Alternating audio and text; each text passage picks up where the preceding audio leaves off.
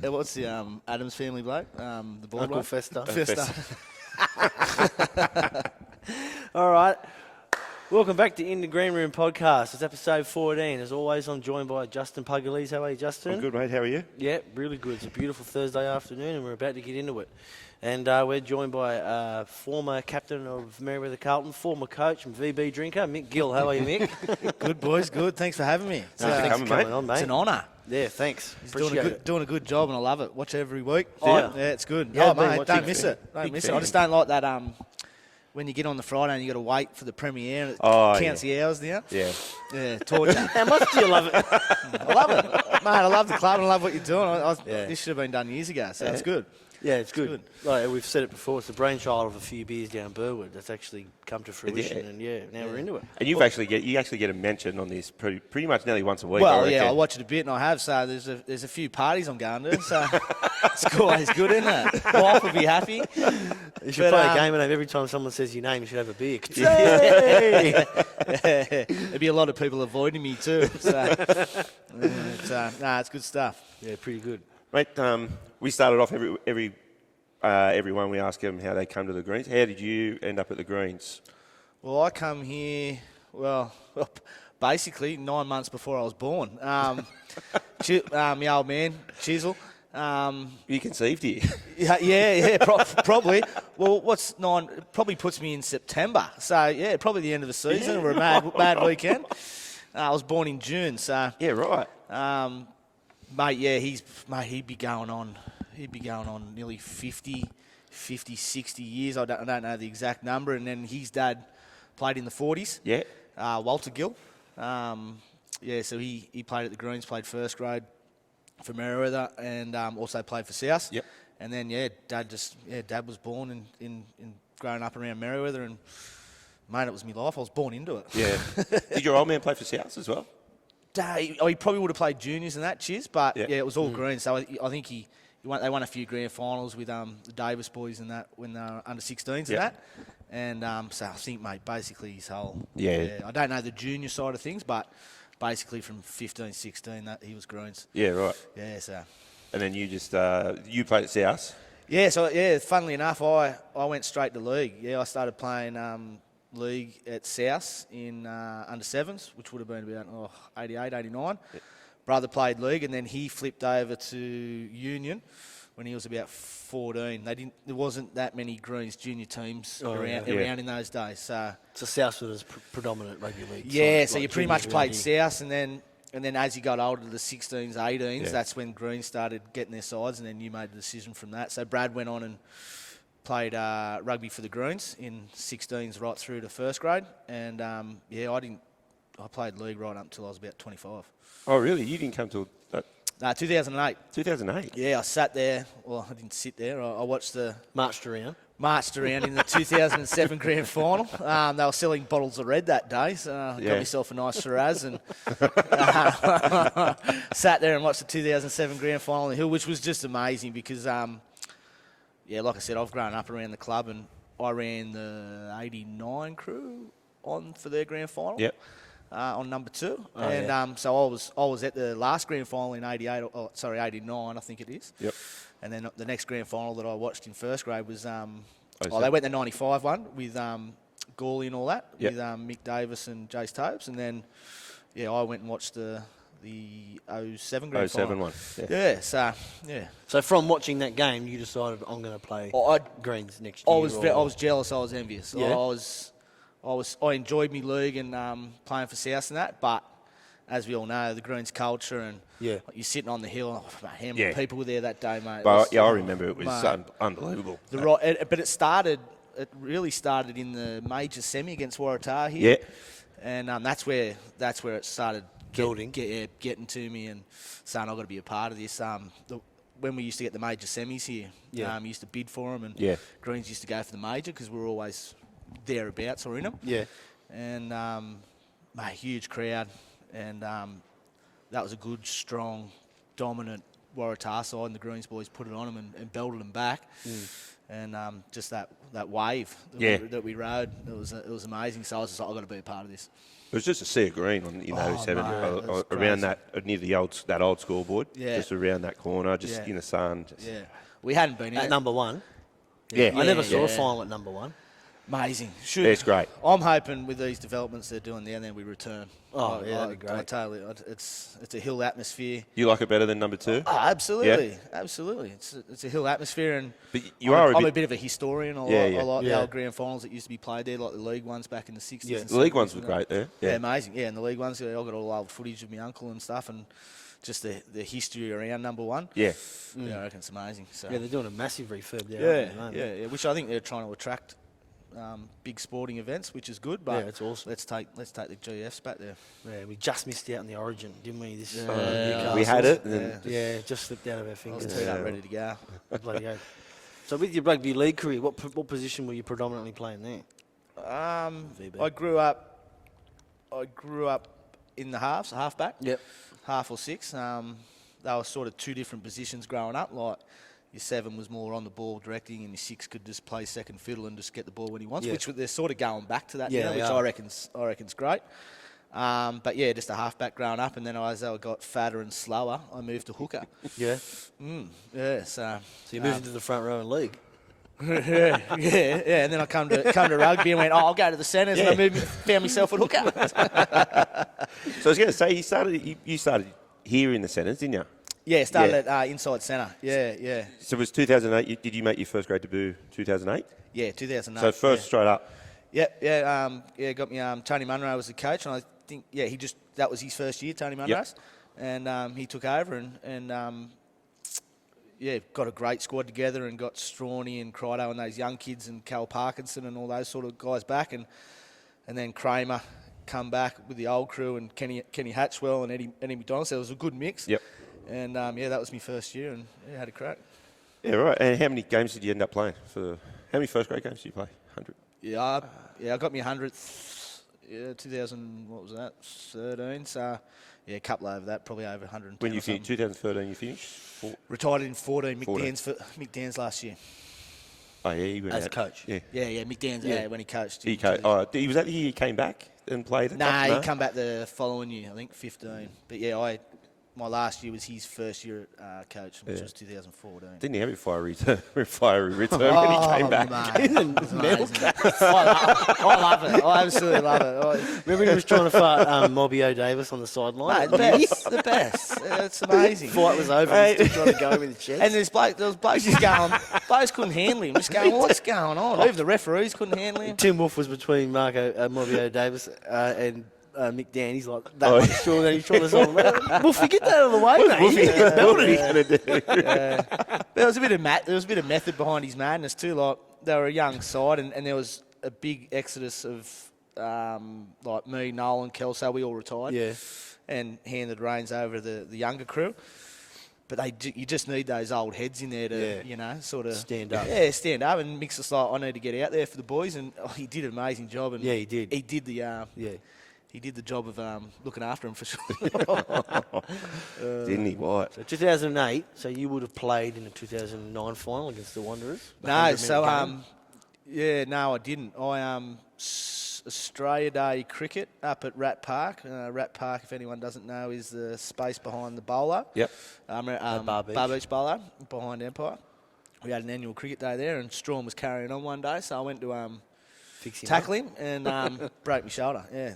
And you had a whole season off? Yeah, pretty much 3/4 of it, and I come back towards the end, and the boys were on a real good run. Yeah, on a and tear. I got myself back into second grade under blocker, and played a few games of first grade that year, but Chili Gilmore and Kelso and the blokes that were in there were doing a good job. Flying So the flag, just couldn't crack into it. So just another one, bit of fuel in the fire to get under my belly. I would have loved to have been out there, but I sat on the bench, but didn't get on. Never got on. Strawn was carrying on, so what was he?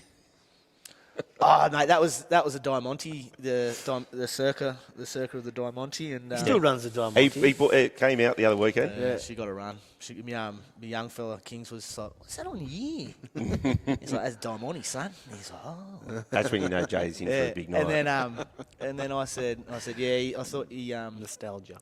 I said to my young fella, I said, yeah, he thought he was pretty good, mate. And Mrs. goes, because Mrs. picked him up too. He goes, yeah, he thought he was shit hot.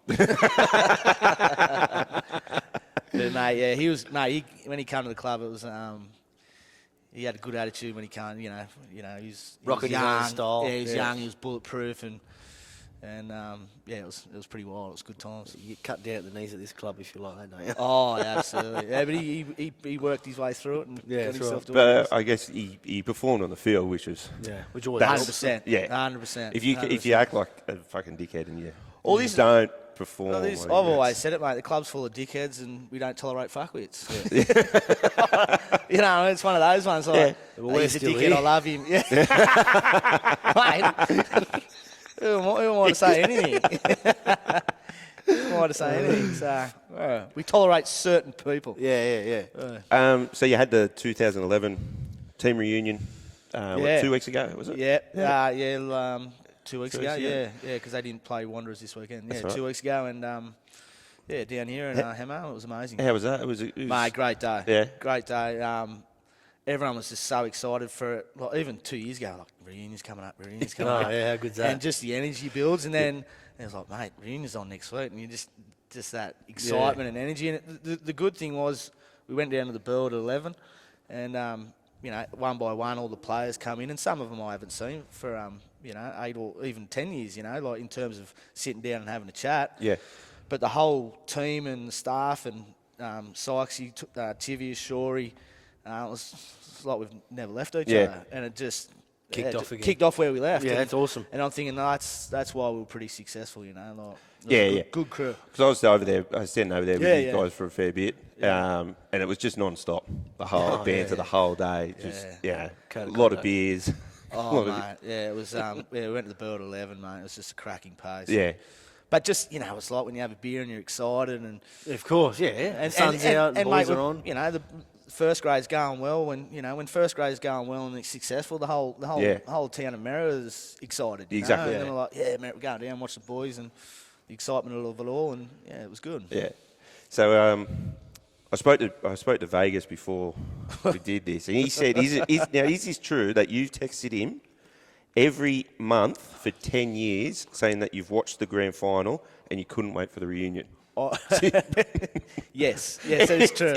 It's true. I watch the grand final probably once a year. Just you get bored and flick it on. And COVID last year, everyone was reminiscing of old games and '97 Knights grand final and all that. Oh, yeah, that got a bit of a spin. Yeah, so after that, I'm like, righto, boys, we're getting out the, get me boys around and put that on. And every time I watch it, I'm always having beers when I'm watching it. I just text Jimmy. We had this thing going, yeah, Jimmy, yeah, and that when we won the grand final for 3 days. And I just text him, and he just knows I'm watching the GF. So, no, I do. How good was the footage on that, by the way? Was What's it done that? by Channel 7 or something, that final? NBN. Yeah, it was awesome. But, mate, like, proper footage. Rabs, like the Rabs of the voice of Newcastle sport, mate. Yeah. And he wasn't biased at all. No, mate. He'd be wearing a green tie on the news well, sometimes. I think he had a Hamilton's co-commentator with him. He didn't get much to say. Rabs just, but mate, to have that game and Rab's voice behind it, oh, it's awesome. Mate, That's it's brilliant. unreal. Yeah. Take us through. How was the weekend after that? How did you? Weekend after what? After the 2011, we spoke to Eddie and Strawn about their. Oh, the day after or Yeah. the week after? Oh, it's horrible. I was kicking large boulders for about 3 days. It was horrible. It was horrible. But what about the win? Tell us about the win. The win? Yeah. Oh, you're talking about the actual grand final? No. No, I wasn't kicking huge boulders then. Last week I was. Yeah. Oh, sorry, I thought you were talking about the No, actual... the weekend after the 2011. Oh, mate, yeah, it was just... It was amazing because the way we finished and we were undefeated and the accomplishment that we had never got lost on us, straight away. Like, we're like, that's amazing. Like, that's... To win a grand final, but we went undefeated. That's amazing. And then for me, because the old number one, the dressing room used to go onto the back of the drain. Yep. Yeah, there's a drain at the back. Yeah. And straight away, we're just on the beers in the drain. Yeah, and the sun was coming down. I still remember to this day. It was absolutely amazing. All your kit still on? Still on the kit on. Yeah, and then you're just drinking beers. Just the boys? Yeah, just the staff and the players and that, and we were just sitting there, and everyone was like, just like, let's get to the burl, and you just know what you can. Then the burl was just going off, jumping, and went to there, and it was just I think was that the year Merv was riding his exercise bike for 4 hours at the President's Keg at Denzo's. So you go to Denzo's Nita. I think it was 8 o'clock, but the boys you get there. 6, 5:30. Well, the boys that haven't had much sleep, they're there early and into the keg, and mate, and that's just it's just funny times, and it was and then I think the night before we ended up at Como, and went right through to the Como, and it was just an amazing weekend. Yeah, I think I was around. Benny McCulloch might have been at the Como at that time. Could have been, and he was one of the best publicans you'd ever see at a pub. Benny McCulloch, very didn't like the rules. Yeah, he understood where you were coming from, and if you wanted another beer, he understood that you wanted another one. You just won a premiership in Newcastle. Yeah. So the undefeated side. So then when 2 weeks ago we're playing Hamilton, that first grade team's undefeated. Yeah. Now that they've had that defeat, do you think that a little bit of pressure's off them?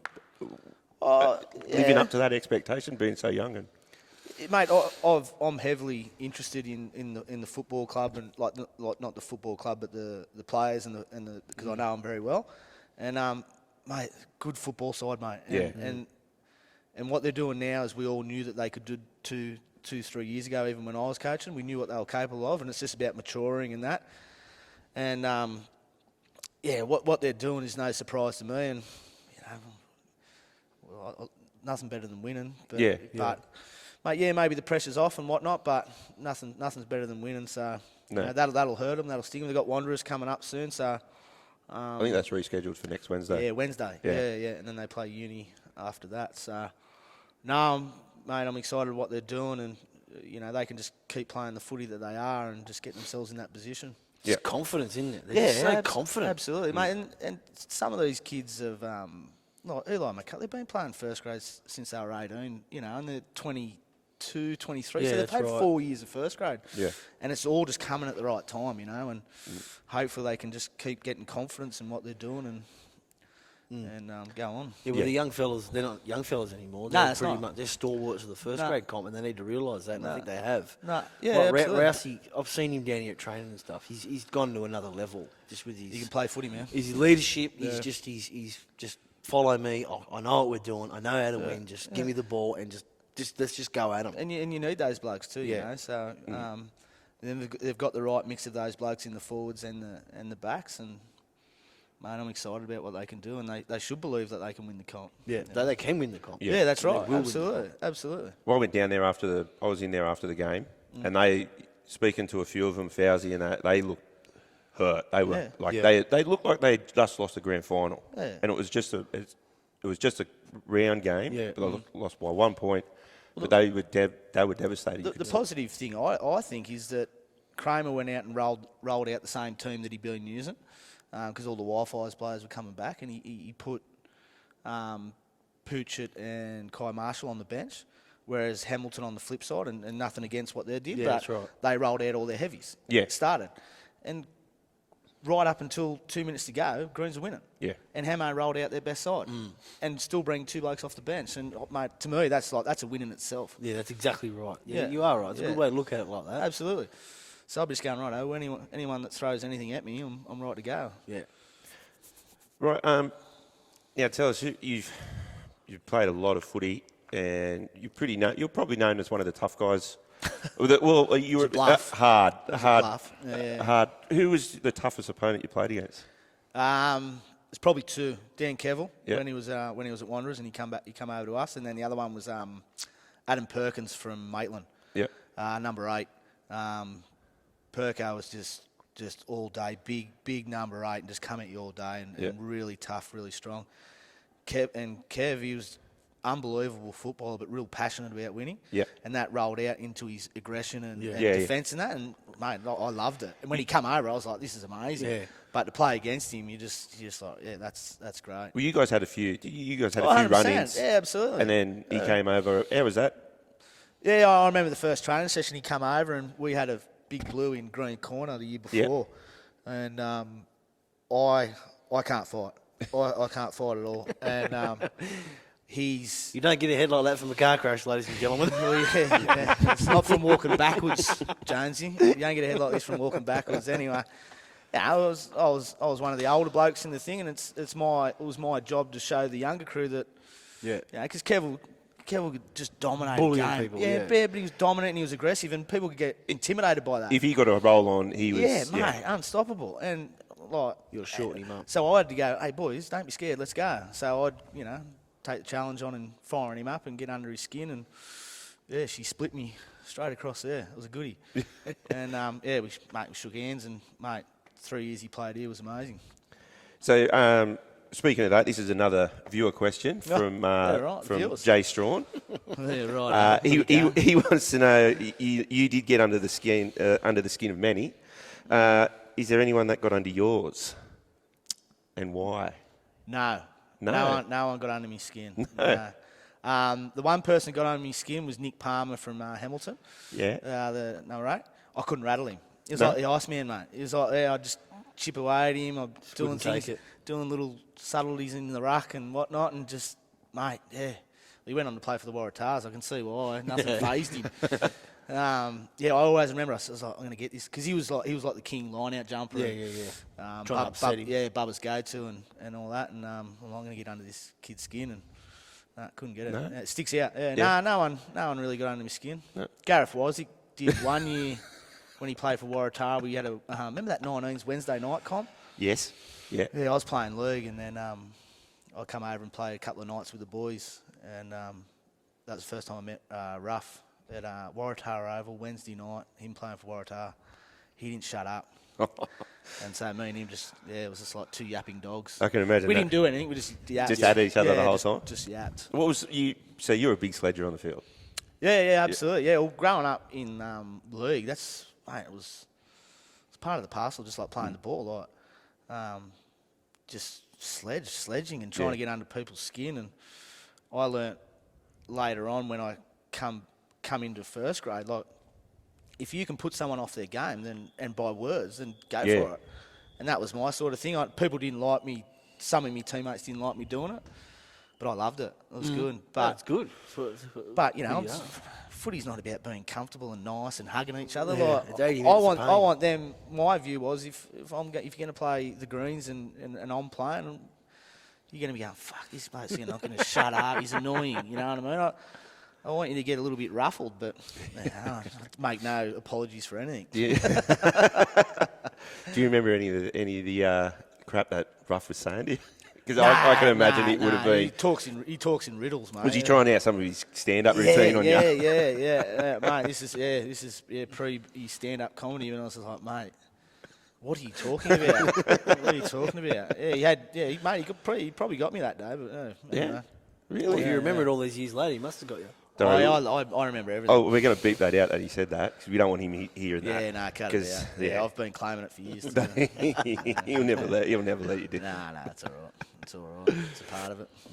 So you moved from a player in the Greens into the coaching role. Did you find that transition easy or difficult to stop taking orders and start dishing them out?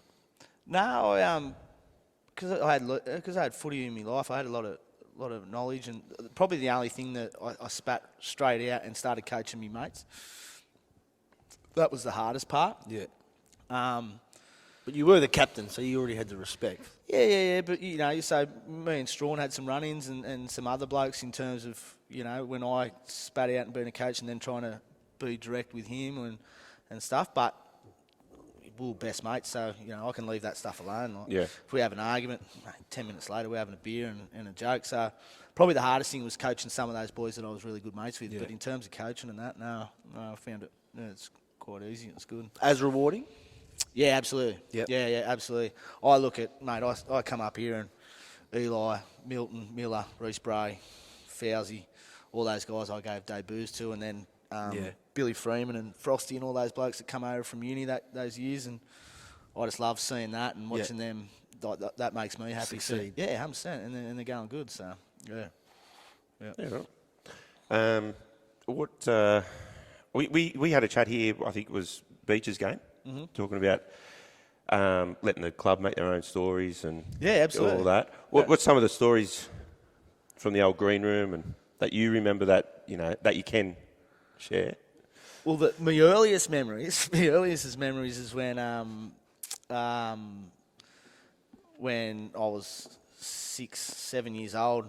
Same thing, and then I do it with my kids now. We'll come up, watch the greens, and you're here till dark. Yeah. And you used to get a little bit of light out of the green room, just light onto green corner. Yeah. And we'd all play footy until 7, 8 o'clock at night, and then the old man would come out, and you just see the silhouette. The one door that was there. Yeah. I'm on. Yeah, come on, my gun.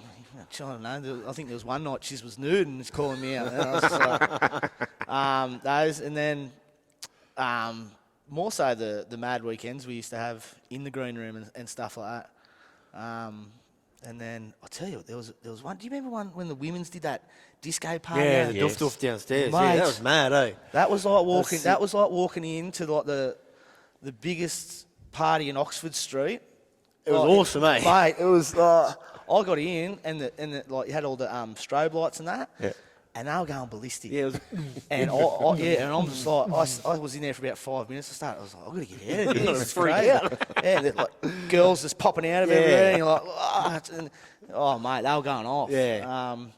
The big one was the last night of the green room. That was amazing. That was monumental. Yeah. That was great. Yeah, everyone sung Mr. Brightside at the end. Yeah, you'd be going up and down between the green room and down the bottom. Filled with cigarette smoke. Yeah. Blokes everywhere just drinking and telling old stories about the clubhouse. Yeah. Yeah, it was great. Probably that and the old stairs where you used to come down the stairs. You have the old stairs, yeah. I never done it, but as a kid, watching those blokes come down those stairs, I just trip down them and that. Yeah. I used to come down in the juniors. Oh, mate, hilarious. Mate, unbelievable. I don't know how anyone... They used to wear like 22 mil studs, like some people still do, but like... And like the timber of the steps were like, say it was like 40 mil. Oh, step. you're going in. No, but after 90 years of history, there was a big butt. Like, it was probably about 10 mil at the bottom. Not only that, they're only about that wide. Mate, it was hilarious. And nothing underneath. It was just like plank of wood. Mate, and there was probably enough seats for 12 people, and they get 20 people in there. It was oh mate, it was just such an amazing place. Such an amazing place. Yeah. What was it like looking over there now and there's nothing there? Yeah, it's sad. It's sad, but I've heard you guys say it. Let's create memories here. Yeah, it's exactly right. And I see, that sometimes in the last couple of years since this has been up, there's been some good stories or shenanigans that have gone on here and down below. And a few of the old boys are, you're like, hang on. Hang on. Yeah. We've heard your stories, that motorcycle jumping in there and everything. We could do something in here. And like, we're going to have to discipline him. And like, mate, shut up. That's a good story. Let it go. Like, just tell him, next time, whatever. But yeah. I mean, as long as no one's getting hurt and no one's... That's it, mate. Nah. Let them go. Mate, at the Greens, no one's hurting anyone bar themselves. Right? Exactly. I'll tell you a good story about like the old boys and that. What's the fella's name down here? Cheeky? In the wheelchair? Noel Burt. Yeah, Burt. Noel Burt. So we're doing some work at his place. Yeah. And I went down there to have a look at the job and stuff. And Coco Brazel and Fly Maguire are sitting in there with him as I was coming in the back door. Yeah. And they're there just ripping into each other, telling stories. And these guys have got grey beards. I can barely see. They'll be in their 70s now. It was like... You're what we're going to be when we get older, you know what I mean? They're all sitting there taking the piss out of each other. And it was awesome. Having a cup of tea, not having a beer, but, it's good to see, And some of Nolly's players have never forgotten, they'll always look after him, Yeah, that's right. That's amazing, going over to Nolly's house to have a cup of tea. Yeah, they're there all the time, Yeah, it's amazing. And we're painting the whole outside for him, so... Yeah, it's good. So with the old green room, the old silly Sundays and stuff, you used to wear one outfit pretty much every time, didn't you? I wore the same outfit for 20 years from league till I retired. What was it? It was a ski suit, a one-piece ski suit with no arms or anything. It was like a full piece and just come over there. Like overalls, but it was a ski and had a little bell end. What's this? It was a ski, it was a bell end. And then I wore weightlifting gloves and stuff like that. But I wore it at South and Just that was it. Oh, once I get these little things in my head and I just go with them. No one can get me out of them. And they'd come up with all these themes that we're going to do, Silly Sunday and that. And I was like, no, this is what I do. Sure, it's not just laziness. You get to the day before and you're like, I've still got that thing in I was always prepared, mate. I had my suit. And I used to take it down to my mum's and like re-stitch it and stuff like that. Oh, that's great. Yeah. Any alterations I need, she'd fix it up for the next year. Yeah. And then how did the 1 metre sprint? No, what is it? I mean the Gilwell gift. Me and Kenny Hatchwell. Yeah. That was Munro. Munro organised a few events on Silly Sunday, and one of them was the 35-metre sprint. And why 35 metres? I don't know, but that's what we do. Anyway, so me and Kent Hatchwell were the centres that year. First grade centres, 12 and 13. It's two slowest blokes in the comp. And who's the fastest, slowest centre? So, righto, let's go. And then we did the race. I think I nabbed him that year. I'll tell Kenny will probably disagree, but we ended up with like, that's bullshit. And he goes, yeah, mate, I'm not running that far. And I'm like, no, wait, not happening. And then next year we're just like, nah, not doing 35 metres. Like, you got to do it. I was like, nah, we'll do 3 metres. So we did a 3-metre sprint. So that was it. That's all we did. I think we did it for 10 years. And it's just stayed the 3-metre sprint, did it? 3-metre sprint. Yeah. It's all about your start. Yeah, there's a few full starts. Yeah. And 35 full starts for one winner. Yeah. It's about your first 30 centimetres. If you can't get that right, you're done. It was good times. And then now I had another one from Dean Birdseye. Jesus, here we go. Hey? It's like this is your I do a life. lot of research for this podcast. Yeah. There's some memories I'm trying to bury, but anyway. Here we go. Now what did I say? And it's still going on to these days, Jonesy. What did I say last night? Dean Birdseye mentioned something about the story box. The story box. Yeah, story. It makes me gag a little bit, the story box. get cold sweats. The story box. Yeah, so my mates that know me and that, I like props. So for some reason, when I go on a big drink and that, I grab props, like whether it's a walking stick or just something I need in my hands, or just a fidgeter. Anyway, so we went to, what was that one? I don't know. Were you in that one? No, it was year before I got there. It was Camp X-Ray. Yeah, so it would have been 2010, yeah. Found this old watering can in this old grandma's house and I helped her. Liberated it? Yeah, no, well, I helped her. I watered all the garden and then I said, can I take this? So I did.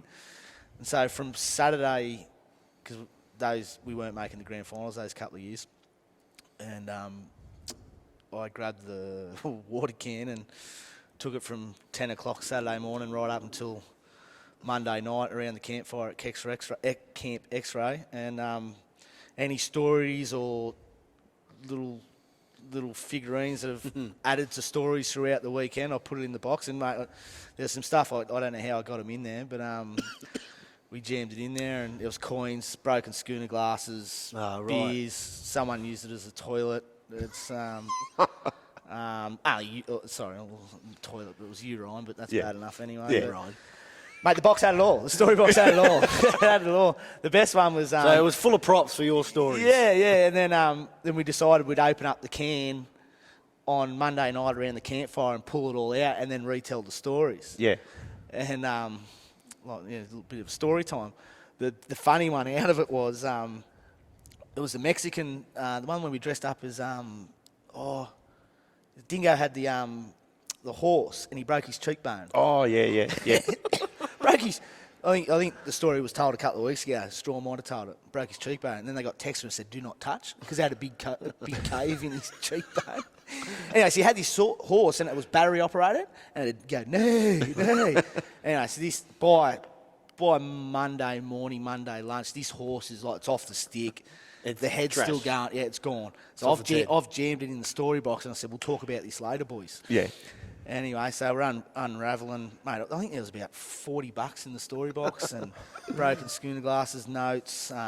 Figurines that looked like people. There was a little figurine that looked like Matt Jackson. So we put that one down. Is that the... Yeah, Jacko. And pulled that one out. And then we pulled the horse out, and as I pulled it out, I went, nay! Mate, it would have been in the box for about 8-10 hours, like covered in all that crap, and as I pulled it out, I just went, nay! And, mate, just lost it. But that was a crescendo to the story box. Yeah. There was other things in the box that we can't speak about, but... it was... I'm surprised you held on to it for 3 days straight. Once I get things in my head on the drink, mate, I'm a... Who was entrusted with it, you? I started. Yeah, I made... We come back from number 1 and bumped into a Hemo supporter. Oh, yeah. And he's like, fuck you, Greens, blah, blah. I'm like, drink out of my story box, mate. Like, it's got all their alcohol in it. And he's drinking it. I was like, righto, mate. See you later. Joke's on you. He's dead now. Hepatitis C, D and E. And the big C. Well, so I think actually... that was one of the best weekends ever. I don't know if the story's been told, but Dingo's mum, she's like, what have you done? He goes, nothing. He goes, looks like you're breaking your cheek, mate. You got to go to the doctor. She goes, yeah, well, I'm going down to X-ray now.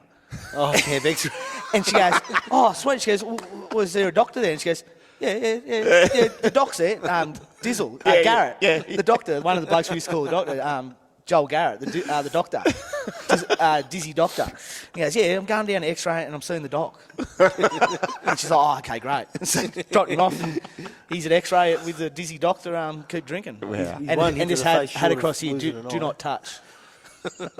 That's great. Good stories. All right, well, 3 players now. It's come to that time. I've heard this one. I've been thinking about it. So the 3 of us are going on there. Absolutely. In the season. Well, I'm going to invite all the blokes that invited me. We need a bit of room, boys. Let's go. I reckon. I like this one. We'll go to the zoo early opener, 11 o'clock. Yeah, 11 o'clock. Cover ourselves in tab tickets, little cinder. Yeah, it's beautiful. Old Burwood days where you can go out in the street. Yep. Drink in the gutters and on the road. But I need 6 more blokes with me. I can't narrow it down. Well, we'll go 6. All right. Thanks, mate. Cheers. What have we got? So we got the first bloke I ring and I go pick him up. It's Timmy Murph. Yeah. He's my right-hand man. Yeah. He's my right-hand man. Rock solid. I ring Timmy Murph. We get together. And then Mick Davis from the 90s. Monkey Davis. Yes. Yeah. Bit of a club legend. Davis family, obviously. He was the same age as my brother. Yep. So had a bit to do with him growing up. So Monkey Mick Davis, got to bring him. Strawny, the little pest with his Diamante on. So he's got to have the Diamante. Absolutely, Diamante looking like Ben Cousins. Hopefully not ended up like him. We thought he was. It's yet to be seen yet. It's a marathon, not a sprint, Strawny. My good mate Trent Considine. He's good for a drink. Yeah, awesome. Good for a couple of days too. Yep. Still remember his Astro Boy 2008. Do you remember that? No, I don't think I. Yeah, he was in a whole heap of pain, Astro Boy, that day. Silly Sunday, dressed up as Astro Boy. It was beautiful. It was amazing. I think there's a photo out there. I think there is actually. Yeah, it's amazing. Blocker Roach, my other right hand man. Block loves a party. Yeah. Oh yeah. And then my little counsellor, my little right hand man, Pete Ronnie. Oh, what a crew. Yes. Yeah, good crew. What a drinking crew. That's good. Yeah, so I need you blokes 6 plus the blokes invited. Yeah. Zoo opens at 11. Let's go. Old zoo. Old zoo. Yeah. Doors are open. On the footpath, gutter. Yeah.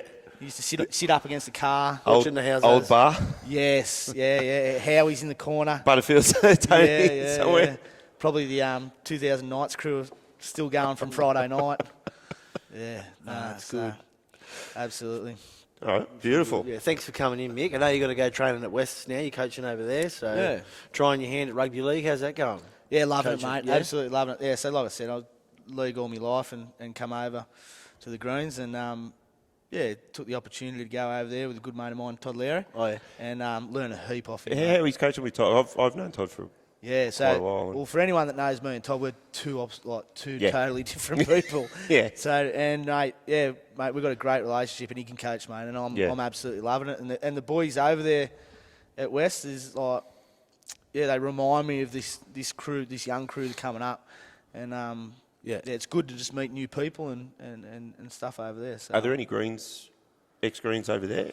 Jerome Wilson. Oh, is he? Yeah. So he signed with West on the back end. Even when we were coaching, he said, I'm going back to league. That was when we coached him. Yep. And then...